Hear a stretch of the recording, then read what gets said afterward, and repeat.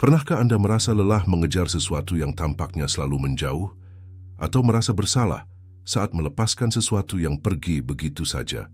Di dunia modern yang penuh dengan arus informasi, tekanan sosial, dan harapan yang tiada henti, kita sering lupa bahwa kebijaksanaan bukan terletak pada seberapa banyak yang kita raih, melainkan pada kemampuan kita untuk memilih dengan bijak. Stoikisme mengajarkan kita bahwa kendali sejati bukan berada di luar diri, tetapi di dalam, pada bagaimana kita menanggapi apa yang datang dan pergi. Tidak semua yang mengetuk pintu hidup kita pantas kita terima, dan tidak semua yang pergi perlu kita kejar. Ada nilai dalam menahan diri, ada kekuatan dalam melepaskan, dan ada kedamaian dalam memahami bahwa hidup terus mengalir, bahkan ketika kita memilih untuk diam sejenak dan membiarkan waktu menata segalanya. Ada satu kenyataan yang akhirnya harus saya terima. Dalam kehidupan modern yang bergerak terlalu cepat, saya tidak mungkin lagi membuka pintu bagi segala sesuatu yang datang menghampiri. Selama ini, saya terbiasa merasa wajib menerima semua permintaan, mengakomodasi setiap harapan, dan merespon setiap dorongan eksternal yang menuntut perhatian. Saya hidup seolah-olah penolakan adalah bentuk kegagalan moral, dan melepaskan sesuatu berarti ketidakmampuan menyelesaikan apa yang sudah dimulai. Namun pada akhirnya, tubuh dan pikiran memiliki cara tersendiri untuk mengingatkan bahwa batasan pribadi bukanlah kelemahan, melainkan mekanisme bertahan. Dunia saat ini terus menekan dari berbagai sisi. Pekerjaan menuntut kecepatan, lingkungan sosial menuntut kehadiran, dan media digital menuntut perhatian yang tidak pernah habis. Setiap notifikasi yang masuk terasa seperti pintu yang harus saya buka. Setiap undangan seolah harus diterima. Setiap orang yang datang dengan permintaan mendesak tampak harus saya prioritaskan. Saya terjebak dalam siklus di mana saya mengukur nilai diri melalui kemampuan memenuhi ekspektasi orang lain. Padahal, tidak semua yang datang membawa kebaikan. Beberapa hanya menambah beban, menguras energi, atau merusak kestabilan mental yang selama ini saya pertahankan dengan susah payah. Ada titik di mana saya mulai memahami bahwa menerima sesuatu tanpa seleksi hanya akan menyeret saya ke dalam kelelahan emosional yang tidak perlu. Saya belajar mengatakan tidak, bukan karena saya menolak membantu, melainkan karena saya perlu menjaga ruang agar tetap waras. Saya menyadari bahwa batasan pribadi tidak diciptakan sebagai dinding penolak, melainkan pagar pelindung. Ia memastikan saya hanya memberi respons pada hal-hal yang benar-benar relevan, konstruktif, dan sesuai kapasitas saya saat ini. Di sisi lain, saya juga harus mengakui bahwa ada hal-hal yang seharusnya dibiarkan pergi tanpa perlu saya kejar terus-menerus. Beberapa peran, hubungan, dan tanggung jawab yang dahulu saya pertahankan dengan keras, kini ternyata tidak lagi selaras dengan kondisi mental saya. Melepaskannya bukanlah bentuk pengabaian, melainkan penghormatan terhadap diri sendiri. Saya tidak lagi memaksa diri mengejar sesuatu yang justru menjauhkan saya dari ketenangan. Pada akhirnya, saya sampai pada pemahaman paling dasar, kesejahteraan mental membutuhkan keberanian. Keberanian untuk menolak yang tidak perlu, dan keberanian untuk merelakan yang tidak lagi tepat. Dan di tengah dunia modern yang tidak pernah berhenti menuntut, keputusan tersebut adalah bentuk kontrol terakhir yang masih sepenuhnya berada di tangan saya. Ada ironi yang sulit saya abaikan dalam kehidupan modern. Semakin mudah manusia terhubung, semakin besar pula ruang bagi hubungan yang tidak sehat untuk menyelinap tanpa disadari. Di tengah kemudahan berkomunikasi, saya mendapati bahwa tidak semua orang yang hadir melalui layar atau percakapan singkat layak diberi ruang dalam lingkup pribadi saya. Ada hubungan yang datang dengan wajah ramah, tetapi membawa dinamika yang menguras energi, mengaburkan penilaian, dan perlahan melemahkan ketegasan diri. Dan dalam kebisingan digital yang terus berlangsung, saya semakin sadar bahwa tidak semua kedatangan harus diterima dan tidak semua kepergian pantas untuk dikejar. Saya pernah berpikir bahwa mempertahankan koneksi, apapun bentuknya, adalah bukti kemampuan adaptasi sosial. Saya merasa perlu merespon setiap pesan, mempertimbangkan setiap opini, dan mempertahankan setiap interaksi meskipun tidak lagi memberikan nilai. Namun semakin sering saya mengamati pola yang muncul, saya menyadari bahwa beberapa hubungan hanya hadir untuk menuntut, bukan untuk membangun. Mereka memanfaatkan kemudahan akses sebagai sarana untuk melampaui batas wajar, menganggap kehadiran saya sebagai sumber daya yang siap digunakan kapan saja. Ada komentar merendahkan yang dibungkus candaan, ada tuntutan yang dikemas sebagai perhatian, dan ada manipulasi emosional yang disamarkan sebagai kedekatan. Dalam situasi seperti itu, sulit untuk tidak merasa terbelenggu. Adanya keterhubungan konstan membuat batas antara kedekatan dan intrusi menjadi kabur. Ketika notifikasi muncul, saya merasa berkewajiban menjawab. Meskipun hati kecil sudah menyampaikan rasa tidak nyaman. Dan karena hubungan tersebut tidak pernah benar-benar putus, sebab teknologi membuat jarak hanyalah pilihan, saya sering terjebak dalam pola mempertahankan relasi yang sebenarnya menggerus ketenangan. Namun pada satu titik, saya memahami bahwa kesehatan emosional memerlukan kejelasan. Ada orang yang memang perlu dikesampingkan, meskipun kehadirannya begitu rutin. Ada interaksi yang harus dihentikan meski tampak sepele. Ada relasi yang harus dilepaskan tanpa perlu menoleh lagi. Melepaskan bukan berarti memusuhi. Melepaskan berarti menata ulang ruang, agar hanya terisi oleh mereka yang membawa ketulusan dan keseimbangan. Saya juga belajar bahwa kepergian seseorang, terutama yang selalu memicu tekanan dan ketidakstabilan, seringkali bukan kehilangan tetapi pembebasan. Tidak perlu ada usaha mengejar atau memulihkan relasi yang sejak awal berdiri di atas ketimpangan. Dalam dunia yang membuat segala sesuatu terasa dekat, kemampuan mengambil jarak justru menjadi bentuk kedewasaan emosional. Dan di dalam kesadaran itu, saya akhirnya memahami bahwa mempertahankan kualitas relasi jauh lebih penting daripada mempertahankan jumlahnya. Dalam dunia profesional yang bergerak begitu cepat, saya sering merasa berada dalam perlombaan yang tidak pernah saya daftarkan diri untuk mengikutinya. Setiap hari saya melihat peluang baru bermunculan. Posisi yang lebih prestisius, proyek yang lebih besar, tawaran kerja sama yang terlihat menjanjikan.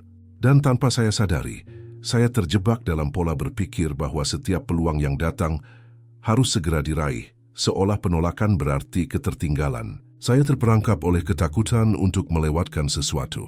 Ketakutan bahwa jika saya tidak mengejar setiap kesempatan, saya akan tertinggal jauh dari standar ideal yang dibangun oleh dunia modern.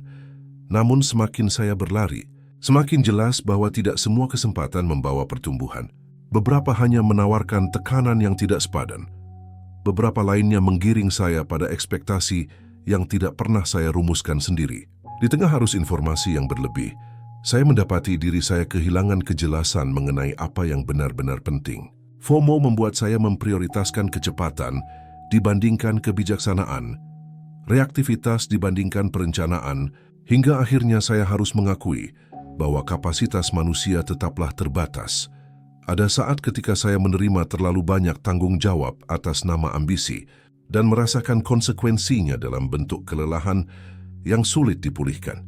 Produktivitas yang terus dipaksakan hanya menambah jarak antara apa yang saya kejar dan apa yang sebenarnya saya butuhkan.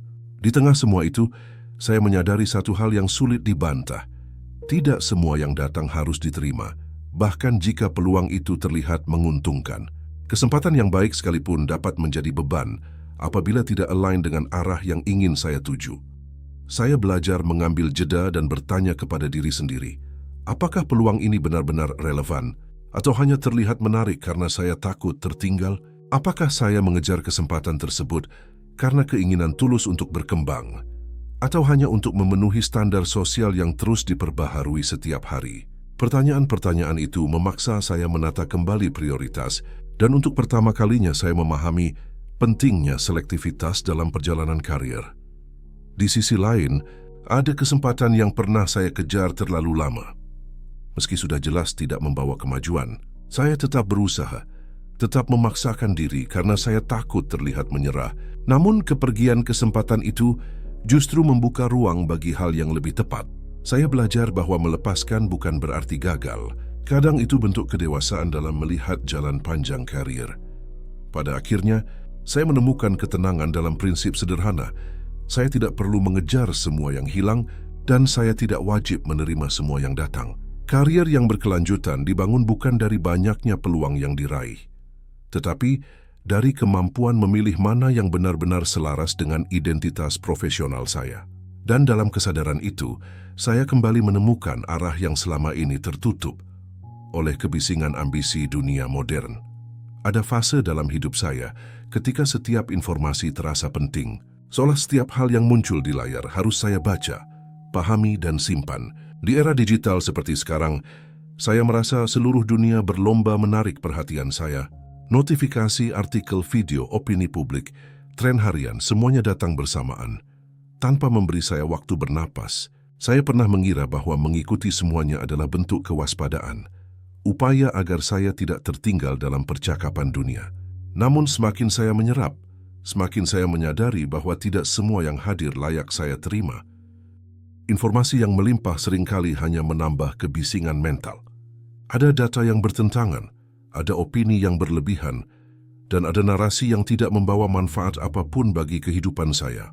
Di antara tumpukan itu, saya mendapati diri saya kehilangan kemampuan membedakan hal yang penting dari yang sekadar mengisi ruang. Saya mulai menyadari bahwa otak manusia tidak dirancang untuk memproses arus tanpa henti, yang kini menjadi rutinitas dalam dunia digital. Ketika saya memaksakan diri mengikuti semuanya, saya justru merasa semakin kosong. Saya sering terjebak dalam ilusi produktivitas ketika menggulir layar selama berjam-jam. Seolah dengan memahami lebih banyak hal, saya menjadi lebih siap menghadapi tantangan kehidupan. Namun realitasnya berbeda. Informasi yang tidak relevan hanya menguras energi kognitif. Saya kehilangan fokus, perhatian saya terpecah, dan kapasitas saya untuk berpikir mendalam perlahan tergerus. Di titik itulah saya mulai mempertanyakan, mengapa saya merasa wajib menerima setiap konten yang datang kepada saya. Ada pula rasa bersalah ketika saya memilih untuk tidak mengikuti tren terbaru atau tidak membaca isu tertentu. Dunia seakan menanamkan keyakinan bahwa ketertinggalan adalah kelemahan, padahal tidak semua pengetahuan memiliki nilai bagi kehidupan saya. Saya mulai belajar bahwa kemampuan menyaring informasi jauh lebih penting daripada sekadar kemampuan mengumpulkannya. Dan dalam proses tersebut, saya mengerti bahwa melepaskan sebagian besar arus informasi bukanlah kehilangan, tetapi pembebasan. Saya juga menyadari bahwa beberapa konten yang saya konsumsi hanya menambah kecemasan. Berita negatif, perdebatan tidak produktif, opini ekstrim yang disebarkan tanpa pertimbangan, semua itu membuat pikiran saya semakin gelisah. Ada kalanya saya mengejar informasi tertentu, berpikir bahwa dengan memahami lebih dalam, saya akan merasa aman. Namun justru sebaliknya, saya terseret masuk ke dalam pusaran yang tidak pernah menghasilkan ketenangan. Dari situ saya belajar bahwa tidak semua yang pergi harus saya kejar, termasuk informasi yang hilang dari jangkauan saya. Kini, saya memilih untuk membangun batasan yang lebih tegas. Saya menutup pintu bagi konten yang hanya menghabiskan ruang mental. Saya membiarkan diri tidak tahu tentang hal-hal yang tidak relevan. Dan saya menerima bahwa ketertinggalan dalam beberapa aspek bukanlah kelemahan. Di tengah dunia yang menuntut perhatian tanpa henti, kemampuan untuk berkata cukup adalah bentuk penguasaan diri yang paling esensial. Dengan menyeleksi apa yang saya inginkan masuk ke dalam pikiran saya akhirnya dapat kembali menemukan kejernihan yang selama ini hilang dalam tumpukan informasi yang tidak pernah berhenti datang. Ada masa ketika saya merasa hidup ini dibangun dari tuntutan-tuntutan yang tidak pernah saya pilih sendiri. Di setiap langkah, selalu ada standar yang harus dipenuhi. Standar prestasi, standar penampilan, standar pencapaian finansial, bahkan standar kebahagiaan yang tampak dipaksakan. Ekspektasi sosial hadir dalam bentuk yang begitu halus, sehingga sulit dibedakan antara keinginan pribadi dan tekanan lingkungan. Saya tumbuh dengan keyakinan bahwa menjadi cukup tidak pernah benar-benar cukup, bahwa selalu ada sesuatu yang harus dikejar demi memenuhi pandangan publik. Namun semakin jauh saya berjalan, semakin saya menyadari bahwa tidak semua tuntutan yang datang harus saya terima. Perfeksionisme yang dibentuk budaya modern menempatkan manusia dalam bingkai sempit. Harus sukses sebelum usia tertentu, harus stabil secara finansial sesegera mungkin, harus tampil ideal tanpa cacat, harus selalu terlihat berdaya. Dan di tengah semua itu, saya merasa hidup seolah-olah bukan milik saya, melainkan milik narasi kolektif yang terus mendorong saya untuk bergerak tanpa kesempatan berhenti. Setiap kekurangan terasa seperti celah, setiap kegagalan menjadi aib, dan setiap ketidaksempurnaan tampak seperti alasan untuk diragukan. Padahal di balik semua tekanan tersebut, batin saya hanya ingin diizinkan bernapas. Saya sering menerima beban yang datang atas nama norma, meskipun tidak pernah cocok dengan nilai dan ritme pribadi saya. Saya membiarkan diri terbentuk oleh penilaian orang lain, seakan persetujuan sosial lebih penting daripada kejujuran terhadap diri sendiri. Tetapi semakin sering saya memaksakan diri memenuhi ekspektasi luas yang tidak terukur, semakin saya kehilangan identitas. Perfeksionisme membuat saya mengejar kesan, bukan substansi. Mengejar pengakuan, bukan pemaknaan. Ada pula ekspektasi yang pergi, tetapi tetap saya kejar seolah-olah pengakuan orang lain adalah satu-satunya bukti validasi diri. Saya terus berusaha memperbaiki citra, memperhalus pencapaian, memperkuat reputasi, semuanya untuk memenuhi standar yang sebenarnya tidak pernah saya tetapkan. Namun pada satu titik, kelelahan itu tidak bisa lagi saya abaikan. Saya mulai mempertanyakan mengapa saya mencoba mengejar hal yang bahkan tidak memberikan rasa damai. Dalam keheningan refleksi, saya akhirnya memahami bahwa menolak ekspektasi sosial bukanlah tindakan egois, melainkan bentuk penghormatan terhadap kemanusiaan diri sendiri. Saya memiliki batas, saya memiliki ritme, dan saya memiliki hak untuk menentukan apa yang layak saya perjuangkan. Perfeksionisme yang dibentuk dunia luar tidak lagi dapat saya jadikan kompas. Saya harus menciptakan standar yang lebih realistis, lebih manusiawi, dan lebih selaras dengan jati diri saya. Kini, saya memilih untuk tidak menerima setiap tuntutan yang datang. Saya memperbolehkan diri untuk tidak sempurna, untuk tidak selalu sesuai dengan gambaran ideal masyarakat, dan saya berhenti mengejar ekspektasi yang sudah tidak lagi sejalan dengan arah hidup yang ingin saya bangun. Di tengah tekanan budaya yang mengagungkan kesempurnaan, kemampuan untuk berkata tidak adalah bentuk kebebasan yang paling mendasar. Kadang-kadang, saya akhirnya mulai memahami makna menjadi diri sendiri tanpa harus menanggung beban dunia. Ada fase tertentu dalam hidup ketika saya harus menerima kenyataan bahwa tidak semua orang yang pernah berjalan bersama saya akan terus melangkah pada arah yang sama. Persahabatan, betapapun hangat dan bernilai pada masanya, tidak selalu bertahan dalam bentuk yang serupa. Ada yang perlahan memudar tanpa konflik, ada yang berubah karena prioritas masing-masing, dan ada pula yang terasa semakin berat dipertahankan. Untuk waktu yang lama, saya menganggap bahwa perpisahan dalam persahabatan adalah bentuk kegagalan personal. Saya merasa harus tetap dekat, tetap terhubung, tetap sejalan, meskipun hubungan itu sendiri sudah tidak lagi memberikan ruang bagi pertumbuhan. Di era modern, ketika setiap orang tampak mudah dijangkau melalui gawai, saya tadinya percaya bahwa jarak tidak seharusnya menjadi alasan renggangnya relasi. Namun semakin saya mencoba mempertahankan semua yang pernah ada, semakin saya menyadari bahwa kedekatan tidak hanya bergantung pada akses, melainkan pada kesediaan kedua pihak untuk tetap berada pada spektrum nilai yang sama. Ada sahabat yang dulu begitu dekat, tempat saya berbagi cerita, keluh, bahkan impian. Namun seiring berjalannya waktu, arah hidup kami mulai membentang ke jalur yang berbeda. Apa yang dulu menghubungkan, kini tidak lagi memiliki resonansi. Saya berusaha memaklumi perubahan itu, tetapi pada titik tertentu, hubungan tersebut menghasilkan beban tersendiri. Percakapan terasa dipaksakan, pertemuan tidak lagi membawa kenyamanan, dan ada ruang hening yang tidak terucapkan di antara kami. Meski demikian, saya tetap mencoba mengejar bentuk kedekatan lama karena merasa bersalah membiarkannya pergi. Seakan-akan kepergian persahabatan adalah bentuk pengingkaran terhadap masa lalu. Namun lambat laun, saya memahami sesuatu yang lebih dewasa. Tidak semua yang pergi harus dikejar, termasuk hubungan yang pernah sangat berarti. Persahabatan bukan kewajiban administratif yang harus dipertahankan dengan segala cara. Ia adalah ruang yang seharusnya memungkinkan kedua individu tumbuh, bukan menahan diri demi mempertahankan versi lama yang tidak lagi relevan.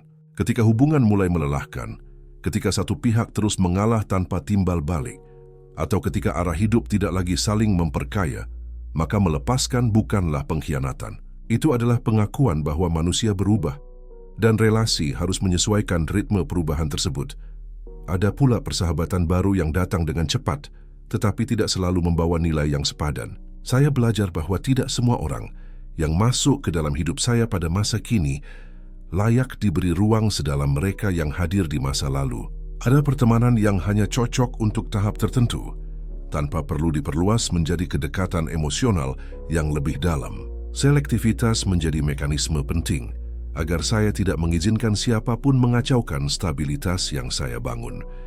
Kini saya memahami bahwa persahabatan bukan hanya tentang bersama, tetapi juga tentang mengetahui kapan harus memberi ruang. Tidak semua yang datang harus saya terima sepenuhnya, dan tidak semua yang menjauh harus saya tarik kembali. Dalam menerima dinamika ini, saya menemukan bahwa relasi yang bertahan dengan tulus bukanlah yang saya paksakan, tetapi yang tetap hadir meski waktu dan perubahan terjadi. Dan justru disitulah letak keteduhan sebuah persahabatan yang sehat. Adanya kebebasan untuk tetap dekat tanpa harus saling mengekang, dan kebijaksanaan untuk merelakan ketika jalan hidup memisahkan arah. Ada saat ketika saya memandang hubungan romantis sebagai sesuatu yang harus selalu diperjuangkan, apapun kondisinya. Saya tumbuh dengan keyakinan bahwa keberhasilan cinta ditentukan oleh ketahanan, oleh kemampuan bertahan di tengah ketidakpastian, dan oleh kesediaan mengejar apapun yang menjauh. Namun dalam lanskap romansa modern, saya mulai memahami bahwa kenyataan tidak lagi setegas asumsi lama itu. Kedekatan dapat hadir tanpa proses, keintiman dapat tumbuh tanpa komitmen, dan kepergian dapat terjadi tanpa penjelasan. Hubungan kini bergerak dengan tempo yang begitu cepat, hingga saya harus belajar membedakan mana yang benar-benar layak diperjuangkan dan mana yang hanya ilusi kedekatan yang bersifat sementara. Di era aplikasi pertemuan digital dan komunikasi instan, relasi romantis seringkali dimulai tanpa fondasi yang kokoh. Ada pesan singkat, ada percakapan ringan, lalu muncul rasa nyaman yang tidak sepenuhnya teruji oleh waktu. Semua terasa mudah, bertemu, berbagi, bahkan merasa terhubung pada tingkat yang intim.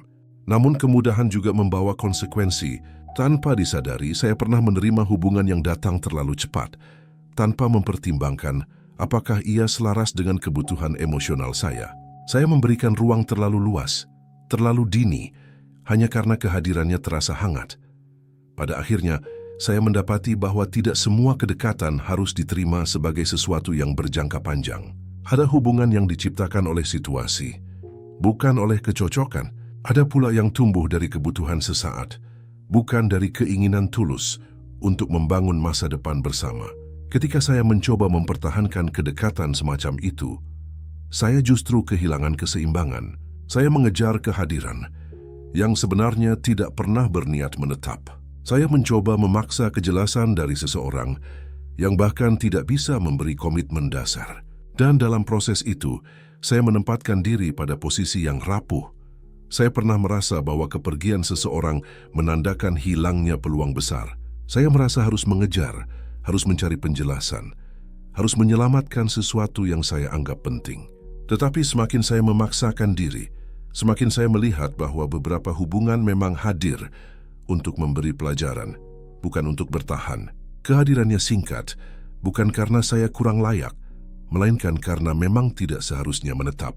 Dalam momen-momen refleksi itu, saya belajar bahwa kepergian bukanlah tantangan yang harus saya jawab dengan usaha keras. Ada kalanya kepergian adalah penyelarasan hidup yang perlu saya terima tanpa perlawanan.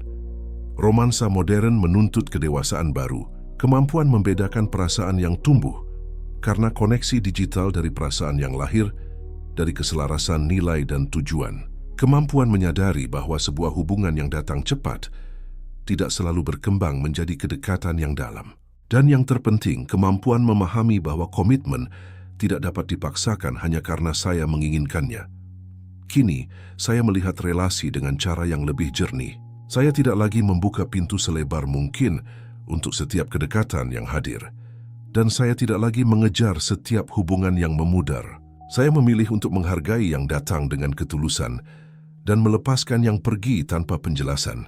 Dalam romansa modern yang serba instan, selektivitas bukanlah sikap dingin, melainkan bentuk perlindungan diri paling mendasar. Dengan memahami itu, saya akhirnya dapat mencintai tanpa kehilangan diri sendiri. Ada saat ketika saya mulai menyadari bahwa godaan terbesar dalam kehidupan modern bukanlah kekurangan, melainkan kelimpahan. Semua hal seolah berlomba untuk hadir di depan mata saya. Tren baru, produk terbaru, gaya hidup ideal yang diperlihatkan lewat layar. Saya dibombardir oleh ajakan untuk membeli, meningkatkan, memperbarui, dan mempercantik hidup saya. Dan tanpa saya sadari, saya menjadi terbiasa menerima segala yang datang seolah memang diperlukan, padahal sebagian besar hanya keinginan yang dibentuk oleh industri dan tekanan sosial. Setiap hari, saya melihat representasi kehidupan yang tampak sempurna. Rumah minimalis yang tertata rapi, pakaian yang selalu sesuai musim, perangkat teknologi yang terus diperbaharui, hingga pengalaman liburan yang seakan wajib dimiliki agar dianggap relevan. Saya merasa tergoda, merasa harus mengejar, seolah-olah hidup saya akan tertinggal jika tidak ikut serta. Konsumerisme membuat saya percaya bahwa kepemilikan adalah jalan menuju identitas, bahwa untuk dianggap cukup, saya harus memiliki apa yang orang lain miliki. Padahal kenyataannya, tidak semua yang datang dalam bentuk tawaran, promosi, atau tren harus saya terima. Ada benda-benda yang hadir hanya untuk memuaskan impuls sesaat, bukan kebutuhan jangka panjang.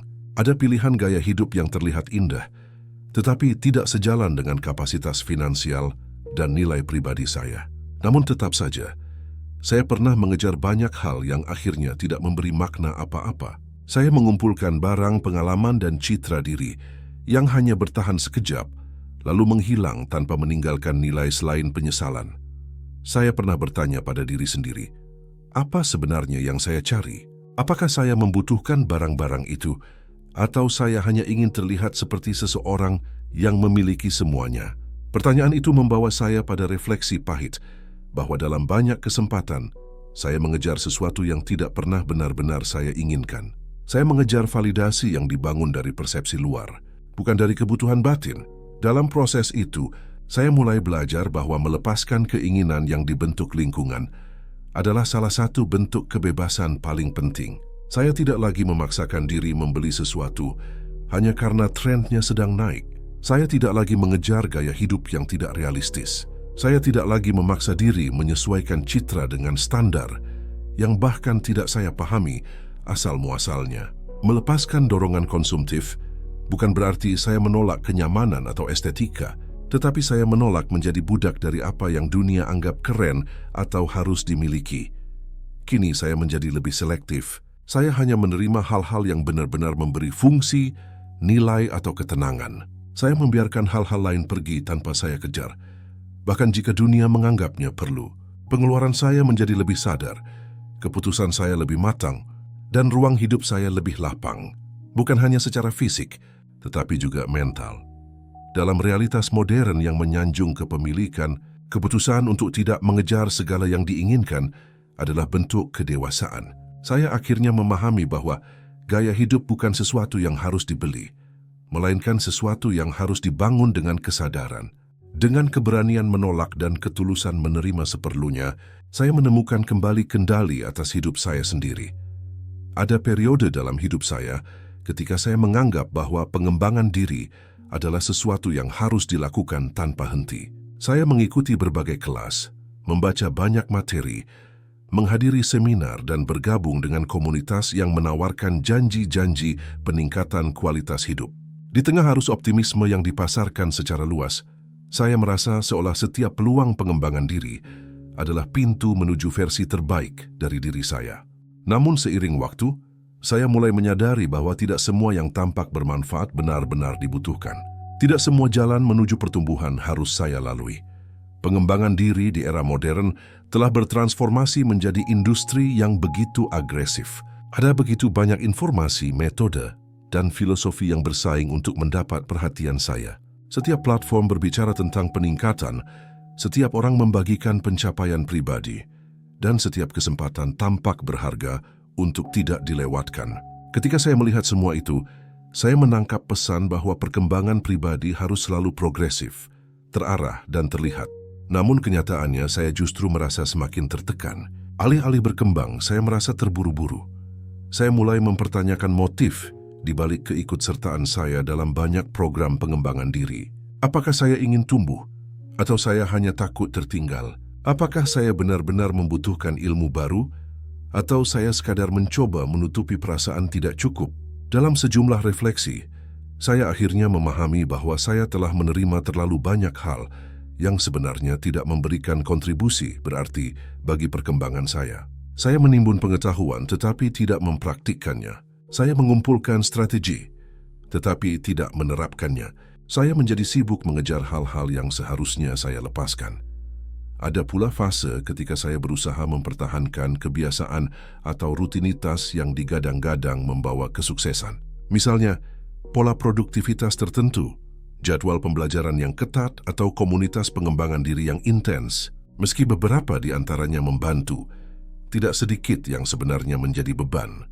Namun saya tetap bertahan karena merasa akan gagal bila berhenti. Saya mengejar sesuatu yang hilang, motivasi, disiplin atau konsistensi, padahal mungkin yang perlu saya lakukan hanyalah berhenti, mengejar dan menerima bahwa metode tersebut memang bukan untuk saya. Pengembangan diri akhirnya saya pahami sebagai proses yang tidak dapat diseragamkan. Ia harus sesuai dengan tahap hidup, kapasitas emosional, dan tujuan yang benar-benar saya butuhkan, bukan yang ditentukan oleh narasi publik. Saya tidak perlu merasa bersalah ketika tidak mengikuti tren peningkatan diri tertentu. Saya tidak harus memaksa diri mempelajari sesuatu hanya karena semua orang melakukannya. Saya tidak wajib mempertahankan kebiasaan yang tidak lagi memberi nilai. Kini, saya menjadi lebih selektif. Saya memilih bentuk pengembangan diri yang relevan, realistis, dan benar-benar sesuai dengan arah hidup yang ingin saya bangun. Saya menolak hal-hal yang datang hanya sebagai distraksi. Saya membiarkan pergi metode yang tidak efektif. Dan saya berhenti mengejar wawasan yang tidak dapat saya terapkan. Dalam kesadaran itu, saya menemukan ruang untuk berkembang tanpa kehilangan diri. Pengembangan diri tidak lagi menjadi beban, tetapi menjadi proses yang organik dan yang terpenting, selaras dengan siapa saya dan apa yang saya butuhkan. Kehidupan modern telah menciptakan ilusi bahwa kita harus mempertahankan semua yang kita miliki, semua yang kita rasakan, dan semua yang kita sayangi. Media sosial mengekspos kita pada hidup orang lain yang tampak sempurna, sehingga kita sering menilai diri sendiri dan hubungan kita dengan standar yang tidak realistis. Dalam konteks ini, memahami bahwa tidak semua yang pergi harus dikejar adalah bentuk pembebasan. Ini bukan soal menyerah atau bersikap apatis, melainkan soal mengenali batasan antara usaha yang bernilai dan usaha yang sia-sia. Ada orang yang pergi karena mereka memiliki jalannya sendiri. Ada peluang yang hilang karena memang bukan untuk kita. Dan ada mimpi yang tertunda bukan karena kegagalan kita, tetapi karena waktu kita belum tepat. Mengejar mereka hanya akan menguras energi, merusak ketenangan batin, dan menutupi kesempatan lain yang sebenarnya lebih relevan. Mengajarkan diri kita untuk melepaskan, pada akhirnya, adalah salah satu bentuk cinta pada diri sendiri yang paling autentik. Kita belajar menghargai diri sendiri cukup untuk tidak tergoda oleh segala hal yang datang dengan janji manis, tetapi membawa ketidakstabilan. Kita juga belajar memahami bahwa pergi bukan berarti gagal. Pergi bisa menjadi mekanisme alamiah untuk membuka ruang baru. Dan ruang itu yang sering tak terlihat oleh mata, tapi terasa oleh hati, menjadi ladang subur bagi pertumbuhan pribadi. Dalam konteks sosial modern, prinsip ini juga penting untuk kesehatan mental. Kerap kita menyaksikan orang terjebak dalam hubungan toksik, persahabatan yang tidak seimbang, atau pekerjaan yang menguras energi tanpa memberi makna. Kesadaran bahwa tidak semua yang pergi harus dikejar memberi kita kekuatan untuk memilih, menyeleksi, dan memprioritaskan sehingga kita tidak terjebak dalam arus tekanan eksternal yang menuntut kita untuk selalu mendapatkan atau mempertahankan. Akhirnya, poin ini menegaskan satu kebenaran sederhana namun mendalam. Hidup tidak diukur dari seberapa banyak yang kita pertahankan atau kejar, tetapi dari kualitas kesadaran kita dalam menerima dan melepaskan. Dengan membiarkan yang pergi-pergi, kita memberi ruang bagi yang benar-benar pantas hadir. Dengan menolak yang datang tanpa perlu, kita menjaga integritas diri. Dan dalam kebijaksanaan itulah, kita menemukan ketenangan modern yang sejati.